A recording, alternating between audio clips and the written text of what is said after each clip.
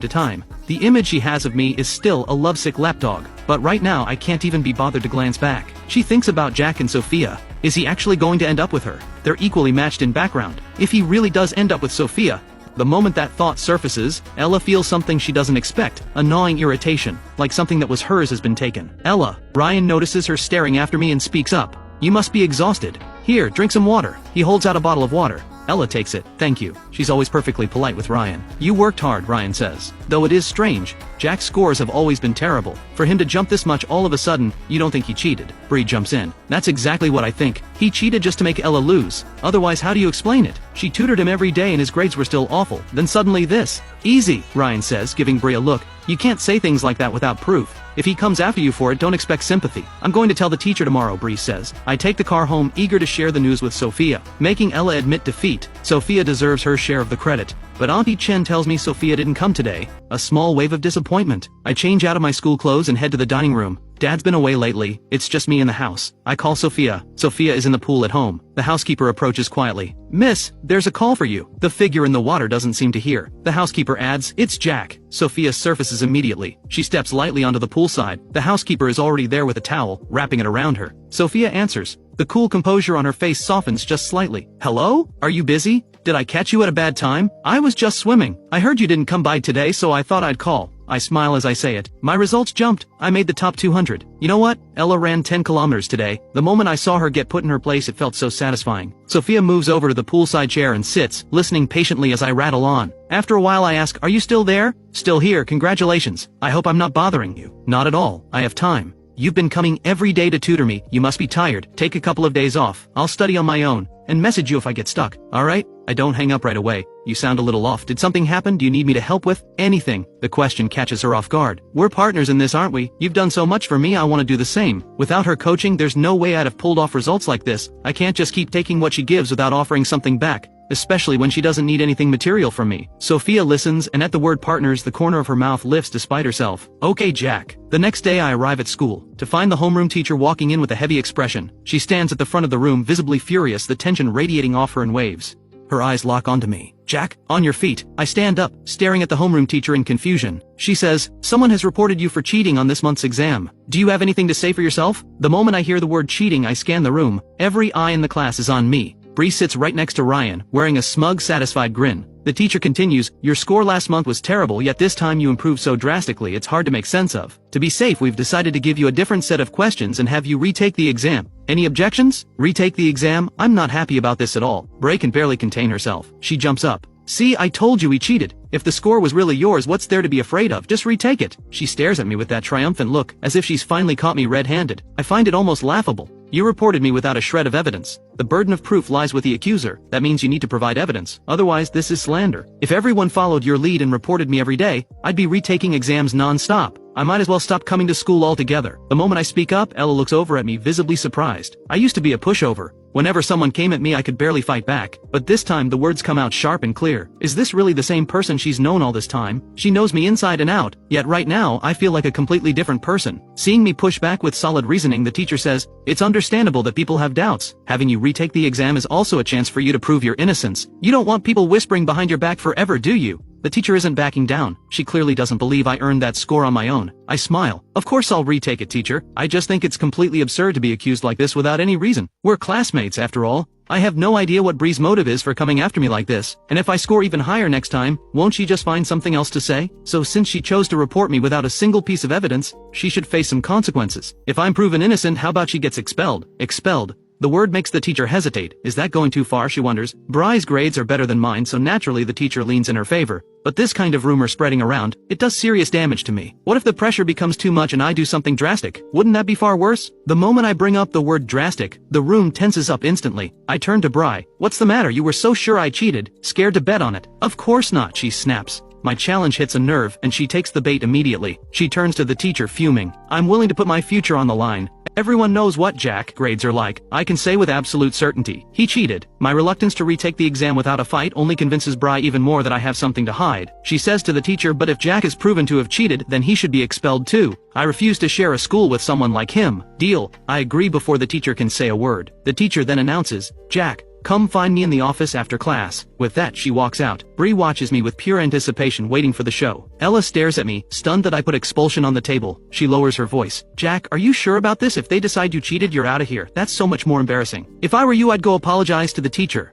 A monthly exam isn't worth this. If you're sincere enough, I can even put in a good word for you. Besides, you wanted to beat me. You watched me run 10 kilometers already. I can let that go. She puts on this caring act, but I just look at her. She's been giving me the cold shoulder lately, acting distant and untouchable. And now she shows up here playing the concerned friend. I smile. You think I cheated too, don't you? That's why you're standing here putting on this little performance. Instead of lecturing me, why don't you go talk to Bri? She's your boyfriend's best friend after all. Bree may be the one making noise, but Ryan is far from innocent. He just hides behind that gentle, harmless act of his. I'm not about to pretend none of this has anything to do with him. I knew exactly what kind of person Ryan was in my past life. I saw it all. Every time things got rough between Ella and me, he'd be right there taking shots from the sidelines, two-faced to the core. Ella meant well, but seeing me throw it back in her face, her expression turns cold. I'm doing this for your own good, can't you see that? For my own good? I look her over with curiosity. What's wrong? Waiting tables not working out? Coming back to live off me again? At the mention of living off me, Ella's face darkens. She says nothing, jaw tight. Things haven't been going well at her part-time job lately. Her schoolwork already keeps her stretched thin, and student council piles on even more. She doesn't get home until late every night, and the pay barely covers anything. I spoiled her into a lifestyle she can't sustain on her own. Now she's finding out just how brutal it is to go from luxury to nothing, and especially because of me, she figured I was just throwing a rich boy tantrum,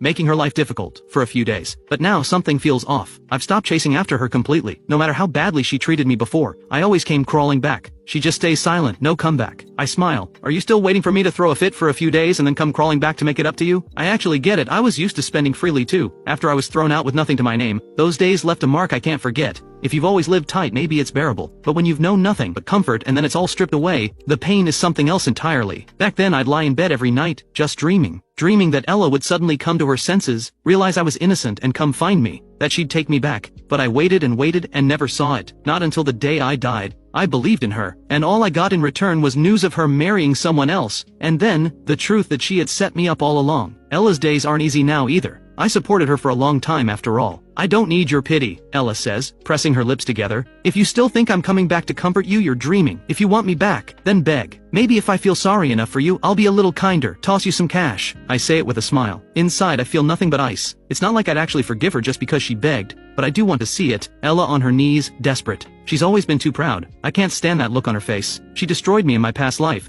This time around I'm not letting her off easy, so I'll give her just enough hope to keep her going. Not a chance, Ella says, cold. She turns away and doesn't look at me again. I'm in no rush. After class I head to the teacher's office. Besides the homeroom teacher, the dean of students is there too, along with 2 other teachers from our year. They've prepared a new set of questions. When I finish, the teachers grade it together. The verdict is in. My score is genuinely strong, proof that I didn't cheat on the monthly exam. The teacher looks surprised. You clearly didn't cheat, but why were your grades so terrible before? I think back to how lost I was over Ella. I was immature. I didn't take my studies seriously. Recently we got a new tutor at home and the results have been pretty clear. Maybe only those who've truly left school behind can understand how precious this time really is. School is one of the few places where effort actually gets rewarded. Step outside those gates, and the world shows you just how brutal it can be. I return to the classroom. The homeroom teacher and the dean come in together to announce the result. Once it's confirmed I didn't cheat, Bry's face falls into pure panic. How is that possible? How did he not cheat? The teacher's expression is stone cold. The attitude in this class has become a real problem. Classmates should be lifting each other up. Jumping to conclusions about someone who's improved is the worst kind of blow you can deal them. I hope everyone takes this as a lesson. I look at Bri. You said you'd leave if I was proven innocent. You're not going back on that, are you? Bri stammers. So you are backing out. Turns out some people really can't be taken at their word. In that case, don't make bets you can't keep. Jack, Ryan steps in, playing the peacemaker now that his friend is on the ropes. We're all classmates. There's no need to take it this far. Bree was looking out for you. She was worried you might go down the wrong path. She didn't mean any harm. Just give her another chance. The moment Ryan speaks, other students chime in. Yeah, expulsion is way too harsh. I smile, looking at all these faces so quick to have opinions that cost them nothing. They're genuinely deferring to Ryan. Whatever he says, goes. I turn to Ryan. You're so concerned about her, why don't you withdraw in her place? Ryan's lips tighten, eyes fixed on me, and within moments his eyes begin to well up, as if I'm the one bullying him. The rest of the class immediately turns on me. Bry's the one who went after you, not Ryan. Why are you dragging Ryan into this? Ryan actually speaks up for you, you know. He treats every student the same. Everyone's against me now. I smile. Treats everyone the same? I wouldn't go that far. If it were me getting expelled today, would you have said a single word in my defense? Of course I would, Ryan says. I've always told people to be kinder to you. I can't stand his act. I turn to Bri. Fine, you don't have to leave, but we all know what your word is worth. So how about this? Run 20 kilometers instead. Bree stares at me horrified. 20 kilometers? Is he trying to kill her? She has almost no athletic ability to speak of. If you can't do it, then pack your bags. I scoff and sit back down. Honestly, whether Bree stays or goes doesn't matter much to me. But if she faces no consequences, everyone will think I'm fair game. She has to pay something. Fine, I'll run, Bree snaps. Not just run, I say. While you're at it, you're going to shout your apology out loud. That you wrongly accused me, that I never cheated. Let the whole school know what you did. Isn't that going a bit too far? You're making her humiliate herself in front of the whole school. Compared to what she did to me, I'd say I'm being quite merciful. After class, Bree goes to run her 20 kilometers. The price of keeping her spot in school. She has no choice. I'm not going anywhere either. I sit on the steps right there watching every lap. I have no intention of letting her off the hook. Her stamina is nowhere near Ella's. She runs slowly, and having to shout her apology every lap makes it even harder. Before long, she's on the verge of collapsing. Ryan walks over to me. Jack, Bree knows she was wrong. Let it go this time. She's not like Ella. She doesn't have the stamina. 20 kilometers could kill her. So what you're saying is, if your rumors had driven me to something worse, that would have been my problem? But you're fine, Ryan says. You're not the type to do something like that. I look at Ryan. The afternoon light hits him from behind, leaving his face half in shadow, impossible to read. That faint air of superiority. I remember, right before I died, Ryan called me specifically to rub it in. Whether he had a hand in what Ella did, I'm still not sure. But he knew. He knew everything. Together they pushed me to my death, and now he has the nerve to stand here and call me out of line. You've got some nerve. How long are you planning to keep up that harmless nice guy routine? You really think I'm going to fall in line like everyone else? Hanging on your every word? If you've got a problem with it, go run in her place. Otherwise, stop talking. Seeing Ryan take the hit, Ella steps in. Jack, that's enough. Ryan was just trying to warn you. If something goes wrong, that's on you. I look up at her. What's this? Saving your hero. Ryan glances at Ella, sees how upset she looks, and sets aside whatever's been bothering him about her home situation. He turns to me. Jack, you hate me and you go after my friends. Is this about Ella? If you think I took her from you, fine, take her back. Ryan, Ella says sharply, don't say that. I have absolutely no feelings for him. Ella rushes to reassure Ryan, the two of them so devoted, so perfectly matched, and I'm left looking like the bitter scheming third wheel. I laugh. Keep her, Ella. I don't do recycling.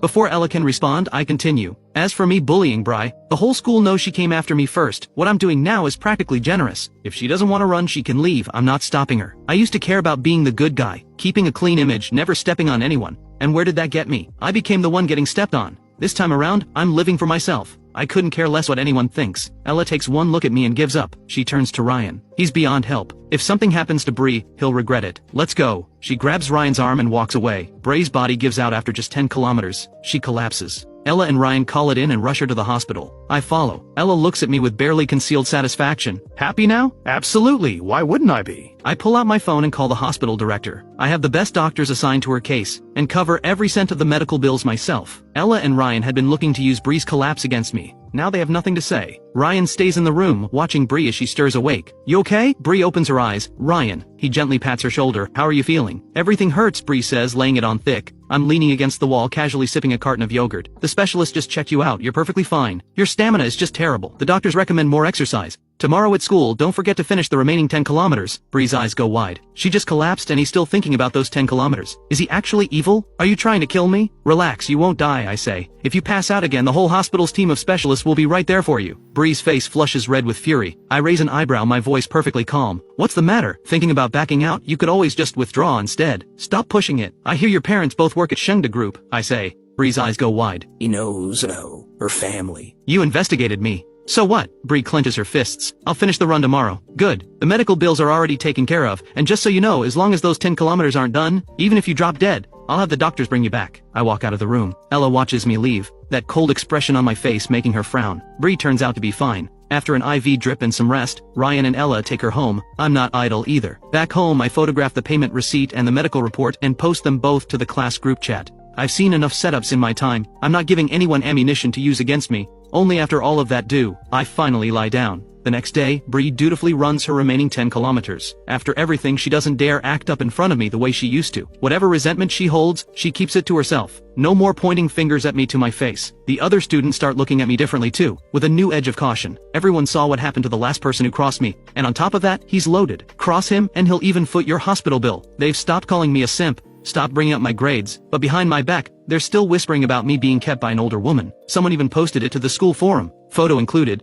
and no one knows who. By the time I see it, the replies are piling up. They won't come at me directly anymore. The internet is their only cover. Hidden behind a screen no one knows who's who. Monday afternoon. I've just walked out of school when I spot two pretty girls standing at the gate. Their uniforms, Yangchuan High. Sophia wears the same uniform so I recognize it immediately. Some guy nearby can't help himself. They're gorgeous. That's Lily. She's on Yangchuan's tennis team. I used to only have eyes for Ella. Everyone else barely registered. I'd heard Lily's name before but I had no mental image of her. Looking at her now I can see she's got a great figure. But as for beautiful, she's nowhere close to Sophia. I honestly don't know what was wrong with me in my past life, turning down Sophia like that. Looking at Sophia now I realize just how stunning she really is. Put her next to anyone and she still comes out on top. My driver is already waiting at the gate. I'm heading over when Lily steps right into my path. "You're Jack, right?" She looks me over with undisguised curiosity. I say flatly, "Who are you? I don't think we've met." Lily's lips curl into a smile. "You're that high school boy being kept by an older woman, right? You've been all over the school forum lately. Words made it all the way to our school." Of course people are also saying I'm not someone to mess with. The story of me dealing with Bree has apparently been retold in vivid detail. Someone bringing it up to my face like this. I find that kind of interesting actually. I'm not annoyed. I ask calmly, "Lily, is it?" Lily stares at me caught off guard. "You know who I am?" She recovers quickly. "I heard you used to support Ella. Is that true? You're not interested in me, are you? I'm not the type to live off someone." She clutches her chest dramatically, as if me knowing her name was some kind of assault. I look at her, genuinely amused. "Is your family too poor to own a mirror? If you really can't afford one, I'll give you the money. Go take a good look. You think I'd be interested in you?" I hitch my bag up and walk away. Lily stands there, ego bruised. "Excuse me? Who talks like that?" I don't even look back. I get in the car. Lily stands there and slowly a smile creeps onto her face. "Jack, right? You've got some nerve calling me ugly. I won't forget this." When I get home, Sophia is there. She's been gone for days. Finally showing up. Snowball hasn't seen her in days and goes absolutely wild with excitement. "Done with everything?" I ask. Sophia stands up and I glance at her. Honestly, she's just too good looking. "I thought maybe you found tutoring me too annoying and decided to quit." I did try other tutors recently but honestly none of them explain things as well as you do. "Not at all," Sophia says. "Things just got a little hectic so you don't need to explain yourself to me. I'm just glad you're here. If you have things to take care of, go ahead and take care of them." In my past life after everything I put her through she still thought of me at the end. Even arranged to have my body taken care of. After what I did to her a few days of being busy is nothing. Sophia gives a small nod. "Let's get to studying," I say, and I actually mean it. We walk into the study together, a few days apart and I've stacked up a whole list of questions for her. While I work through my assignments, Sophia sits beside me watching. She's seen what's been circulating online of course. She'd been a little worried, wondering if I was taking it hard. But seeing me now, she can tell I'm holding up fine.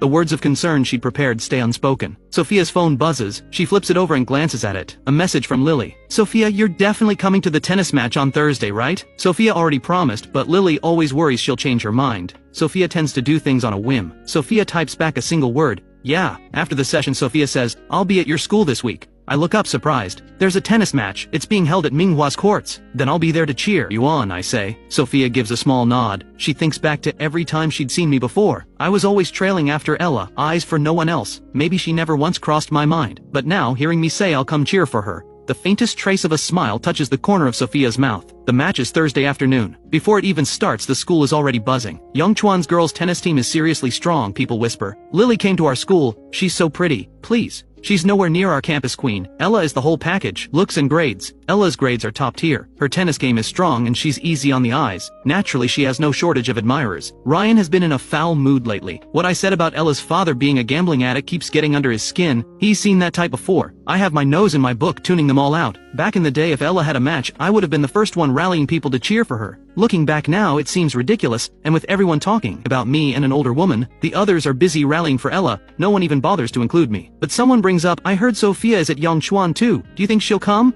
Sophia is the only person who consistently outranks Ella on exams. Her name has made a lasting impression on everyone. Probably not. She rarely shows up to these things. Getting to see her in person is a rare thing. Hearing them talk about Sophia, Ella's expression clouds over. She shifts uncomfortably. Her gaze drifts slowly toward me. She sees me absorbed in my book, and something about it unsettles her. Is he really not going to come cheer for me? She turns to me. "Is all this studying actually getting you anywhere?" I look up, a little surprised she's even talking to me. "Of course it is. Not everyone's naturally talented like you. Some of us have to put in the time." "What, does it bother you to see me improve?" "Why would it bother me?" Ella says. "Well," I say mildly, "I'm already rich and decent looking. If my grades end up better than yours and Ryan's too, what's left for you two?" Ella lets out a quiet laugh. "Jack, sure, you've improved. But you barely scraped into the top 200. The higher you go the harder it gets, you might fall right back next time. You think I'm worried about you overtaking me?" Him making the top 200 was already a miracle as far as she's concerned. Surpassing her? Not a chance. Sophia outranking her? Fine, that's just raw talent. Ella has never been able to wrap her head around how Sophia's mind works. But Jack? No matter how hard he tries, he can't overcome years of accumulated advantage. Who knows, I say, no one can predict the future. I don't have time for this, Ella says, standing up. I need to go prep for the match. She walks out. Ryan sits nearby and catches every word between Ella and me. His fingers tighten without him realizing. I'm supposed to be a kept man, and he's still trying to get close to Ella?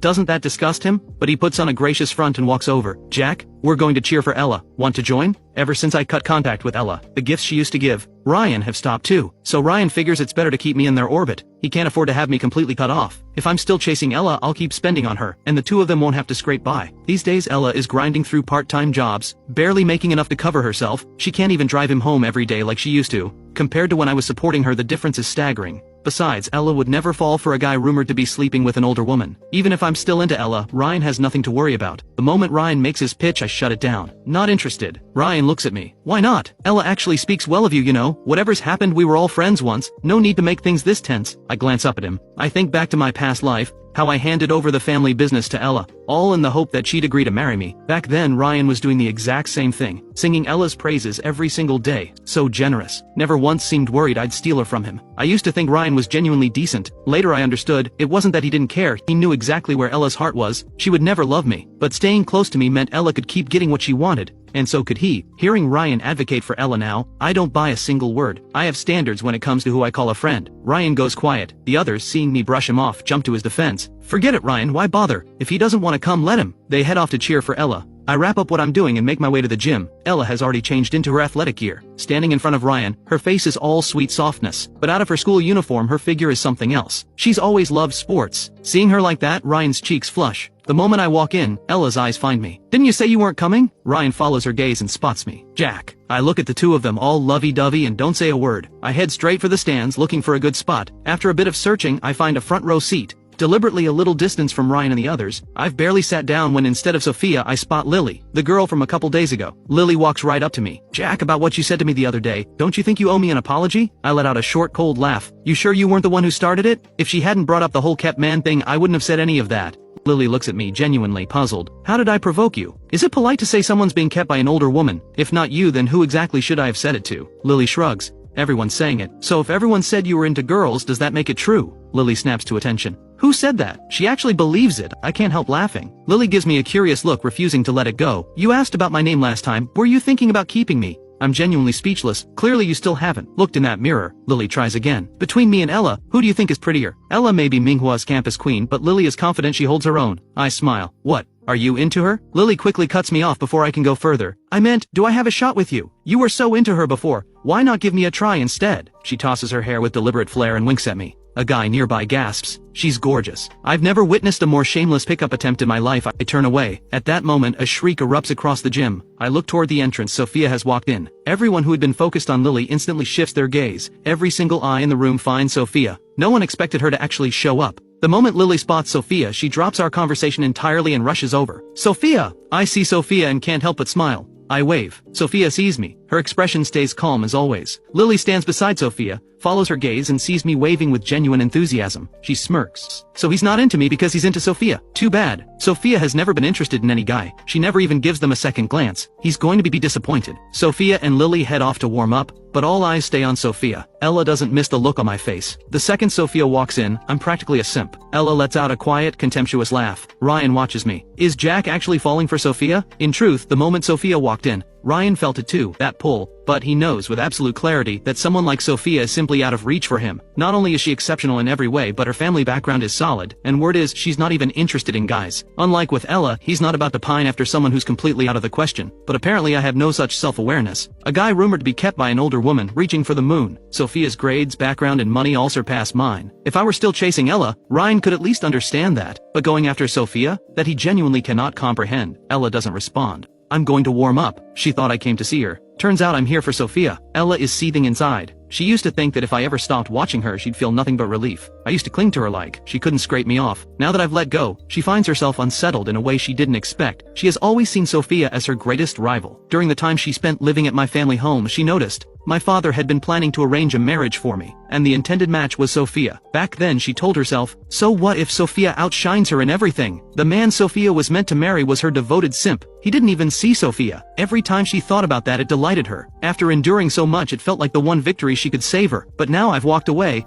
and my attention has landed squarely on Sophia. Ella can't hide her discomfort. Bree is standing beside Ryan. She watches as I sit in the stands. I bought some water and shared it with the other guys around me. Some of them have talked about me behind my back, but we're not in the same class, so that's just how it goes. Now that they've actually spent time around me, they're starting to see I'm not bad. They take the water, their expressions soften. Bree leans toward Ryan. Is he trying to win people over? Ryan shrugs. Sophia's here, he probably wants to show off. Bree looks at Ryan stunned. You mean he's actually trying to go after Sophia? Is he out of his mind? Sophia, his girlfriend, please. Who's going to want someone like him after all that? I've never seen anyone flaunt something like that so openly. ND, I just saw Lily talking to him. Is he just into any girl who's halfway decent looking? Ryan sighs. He's got the means. He didn't come here to study. Honestly, he's kind of pitiful. If he had parents keeping him in check, things might have turned out differently. Bree scoffs. Pitiful? You're just too kind, always making excuses for everyone. Bree only dares to mock me behind my back now. Not a word to my face. The girls' tennis match gets underway. I watch closely. Today's match is brutal from the start. Lily and Ella both pick up yellow cards within the first few minutes, leaving the crowd stunned. Under normal circumstances, matches don't start this heated. Ella came in with one target, Sophia. She's determined to outplay her, to make me look at her again. She doesn't have to want me, but I am not allowed to stop wanting her. She wants to prove she's the one worth loving. But Lily came out of nowhere and has been going straight at her. For Sophia, this match is effortless. She's not even playing at her real level. Yongchuan's school team is strong, but Sophia is in a league of her own even compared to them. After a few solid shots, she starts coasting. I sit quietly watching her. Her whole energy is completely different from everyone else. Ella is fighting to win and finding no opening. Meanwhile, Sophia looks like she came here for fun. At the half, the players' rest area is right in front of where I'm sitting.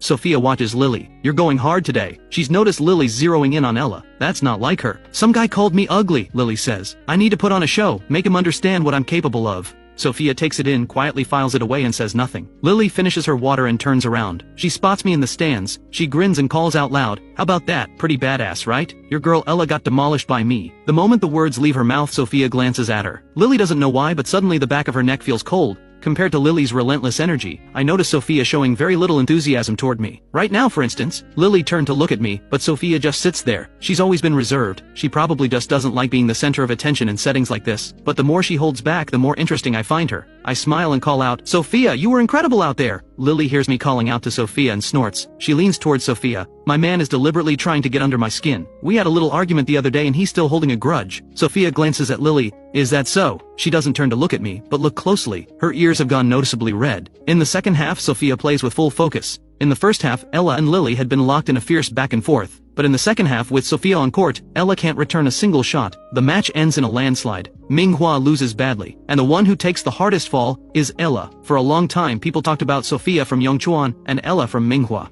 In the same breath, the general consensus had drifted toward them being roughly equal. Today's match settles it. In every way that matters, Ella cannot compete with Sophia. Every time Sophia scores, I lose it. I can barely stay in my seat. Before, I never paid Sophia any real attention. I had no idea what she was actually capable of. Looking back now, I really was blind. Ryan and Bree had rallied their people to cheer for Ella. Now they sit in silence, nothing left to say. My section is packed with Sophia's fans. Everyone around me is ecstatic. And me, I'm the most worked up of all. Eyes locked on Sophia, I'm practically squealing under my breath. Bree mutters, does he even remember which school he goes to? Thank God Sophia wouldn't look at him twice, otherwise it'd be physically disgusting. The words are barely out of Bree's mouth when Sophia, just off the court, walks toward the stands and stops right in front of me. As she approaches, the guys around me are all reacting. I look at her. You were amazing. Sophia says water. Her voice is like a gentle breeze, soft and smooth. I never imagined one person could be this exceptional in every way, and have a voice like that on top of it all. The guy closest to her quickly holds out a bottle, but Sophia doesn't take it. She looks at me. I pick up a bottle and hold it out to her. You really were incredible. My voice comes out soft. Those few simple words are enough to make the corner of Sophia's mouth lift.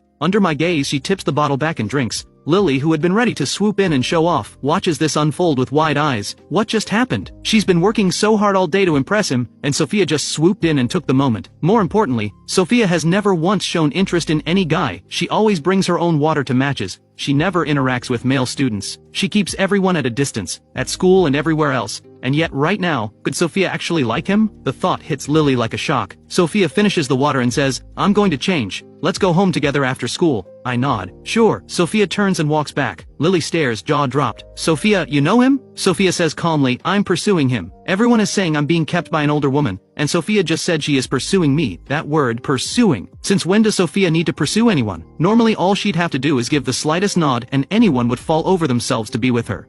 Noticing Lily staring, Sophia asks, "What? Got a problem with that?" Lily doesn't dare have a problem. She just never imagined I was the one Sophia had her eye on. She's been flirting with me all day, and it turns out she was flirting with Sophia's person. Thinking back to everything she said in front of Sophia earlier, Lily wants to slap herself. She scrambles to apologize. "I swear I didn't know. If I had, there's no way I would have acted like that toward him. Not toward your guy." Sophia's expression stays completely composed. "It's fine. He wasn't interested in you anyway." Lily genuinely wants to say, "Was that necessary?" Seeing Sophia completely serious, Lily asks, "So where exactly do things stand between you two?" Sophia answers, "He hasn't fallen for me yet. She's my tutor, yes. But Sophia suspects I haven't truly fallen for her. I used to like Ella. Maybe Sophia is just someone I'm using to get under Ella's skin, but if she can be useful to me in some way, she's fine with that. Being by my side is already enough to make her happy." Lily takes in what Sophia said, and glances back at me in the stands. I'm standing there, looking her way. All that cheering I did, Lily thought I was just a simp for Sophia. Turns out Sophia is the one doing the chasing. The two people at the center of it all are completely calm. Everyone else is losing their minds over what they just overheard. The group chat explodes. Does Sophia actually have feelings for Jack? Not long ago I was Ella's simp. She didn't even see me. I ran errands for her like a servant, day after day. And now the person who outclasses Ella in every way has gotten herself tied to me. Ella comes out of the locker room, changed and dark. She lost the match. And the one who beat her didn't just win, she crushed her. Ryan and Bree trail behind, wanting to say something comforting, but they can't find the words. They're just as deflated. A moment ago they were certain someone like Sophia could never be interested in me. Then they watched her walk straight up to me herself. Bree says, "Is Sophia blind? How could she possibly be interested in him? Does she not know who Jack is?" Ryan's expression is stone. He used to tell himself, no matter what I did, Ella would always choose him. But seeing Sophia connect with me today, pushes him to the edge. Why someone like me, already rich, is now somehow within reach of someone like Sophia. Maybe they just didn't try hard enough. If they had gone to cheer for Sophia today, maybe things would be different. I walk out of the gym. The guys who were sitting with me earlier look over. "Jack, you know Sophia." I give a casual nod. "Are you two together?" They were close enough to see it. The way Sophia looked at me was unmistakable. They can't help wondering. "No," I say, "we're just engaged." I'm warm towards Sophia, sure, but that's largely because of what I lived through before.